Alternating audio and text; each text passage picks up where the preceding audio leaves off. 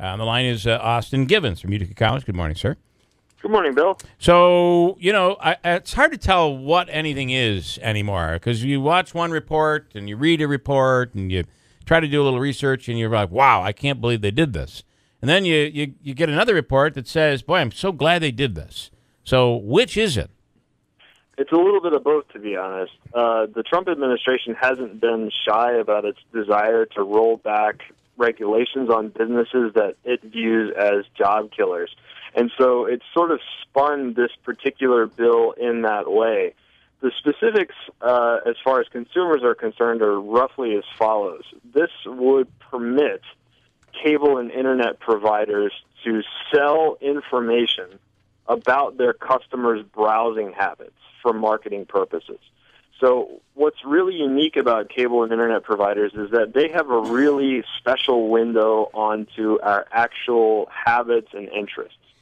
If you are browsing the internet, say, using a common browser like Chrome or Firefox, for example, those browsers have privacy modes where they won't record your history. Yeah. However, even if you have one of those types of tabs or windows open that gives you privacy within the browser, your internet service provider, and in our area that's Spectrum, still has a record of every site that you visit and your emails as well. And so it's that data about where you're going and who you're communicating with that they could potentially sell to other business entities. Because let's be honest, if you search something on Google, say you're searching yesterday, I was searching for prices of sump pumps because we're getting a lot of rain, right? It's springtime. You're worried about the basements flooding. And all of a sudden, you go to another website, and up pops an ad for a sump pump. And you go to another site, and there's another ad for a sump pump. Where are these coming from? That's always been in play, right?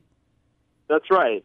So that specific issue is something called a cookie, and cookies are basically small pieces of computer code that get put into your browser temporarily.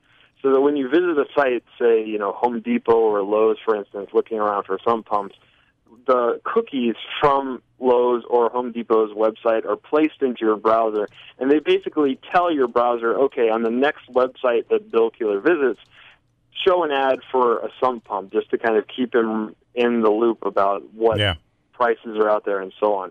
But that's slightly different from this, because whereas cookies are contained locally on your computer, on your actual browser, your browsing history itself is captured and recorded by your internet service provider, which is elsewhere. That's the big difference there. The new president of or chairman of the FCC is Ajit Pai, who we've had on the air here several times. He's a big proponent of radio and grew up listening to radio, and I really like this guy. He's somebody that was totally in favor of this action. What's your take on it, Austen? What do you think? It could be a couple of different things. If we're going to really be truthful, it's quite clear that the cable and internet service provider lobby in Washington is very powerful. Yeah. And so in a way, we might say, well, this is possibly a gift to cable and internet companies from the Republicans. That's one potential explanation. Another explanation that I think is a little bit more plausible and reasonable is that the FCC wants to transfer jurisdiction over internet privacy issues from their body, the FCC, to the FTC, the Federal Trade Commission. Historically speaking, the Federal Trade Commission hasn't been as powerful as the FCC, but because this is a commercial/business matter, I think what Mr. Pai is really trying to do here is get this out of his wheelhouse and move it over to the FTC. So I think it's a little bit of both. Some of this is lobbying behind the scenes, but on the other hand, this is just sort of bureaucratic wrangling that happens every day in Washington. I know there are things that can be. So say you want to get online and not have someone track you.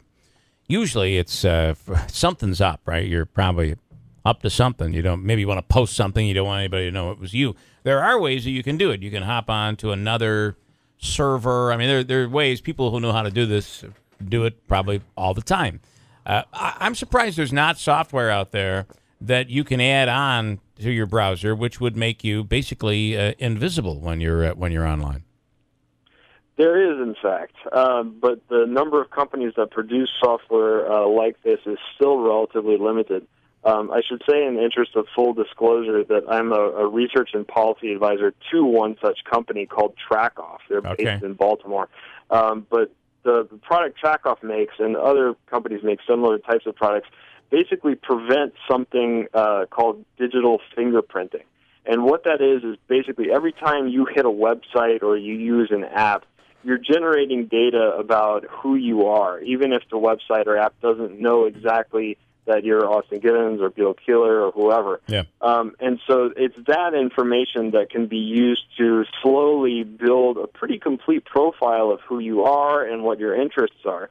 So TrackOff's product, and again, I'm not suggesting that TrackOff is the only company that does this exactly, produces a software application that prevents that from occurring. And so it sort of changes your digital identity as you hop from site to site and from app to app.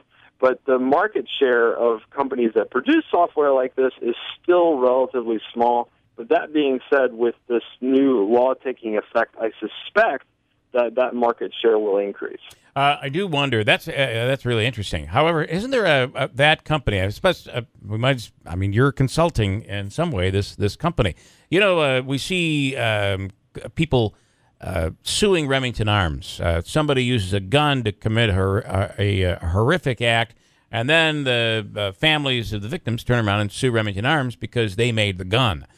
You're kind of going down that road a little bit here. So if somebody were to commit some sort of a crime using the internet, people could get back and say, hey, this person was using this software which prevents authorities from being able to track them. What are your thoughts? Well, that's right. There's been increasing sort of back and forth between government agencies involved in law enforcement and internet service providers and companies that host servers for specific websites. So if there's a crime, for example, and this happens often, if there's a crime involving a server that's located in California but is committed by a person living in South Dakota and the victim is living in Florida, the different jurisdictions involved in that crime have to put their heads together and figure out, okay, you know, which aspect of this case are you going to take, and how are we going to coordinate this thing, and where is the trial for the crime itself actually going to take place? Are we going to run this as 3 separate cases in 3 separate jurisdictions, or are we going to try to make it one single cohesive case? Mm-hmm. So questions like that happen often, and what can occur is that the victim, in some cases, will sue the server provider or other private companies saying, well, you should have known that this was happening, but you did, and you chose to do nothing about it. So I suspect we will see more and more of that as time goes by. All right. And finally, what was the name of that software, the company that you work for? What's the name of the software? It's called TrackOff, TrackOff. You can Google it. All right. There you go. And, of course, everyone will know you Googled it because they're able to track that information. So. Exactly. Okay. Austen, thanks so much. As always, Austen is Assistant Professor of Cybersecurity at Utica College, has a great resume, and we appreciate your insight when you come on. Thank you, Bill. All right. We'll break and come right back.